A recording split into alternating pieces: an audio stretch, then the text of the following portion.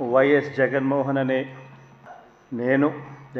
రెడ్డి అనే నేను శాసనసభ సభ్యునిగా ఎన్నికైనందున శాసనం ద్వారా నిర్మితమైన భారత రాజ్యాంగం పట్ల నిజమైన విశ్వాసం, విధేయత చూపుతానని, భారతదేశ సార్వభౌమాధికారాన్ని, సమగ్రతను కాపాడుతానని, నేను స్వీకరించబోయే కర్తవ్యాన్ని శ్రద్ధాసక్తులతో నిర్వహిస్తానని దైవసాక్షిగా ప్రమాణం చేస్తున్నాను.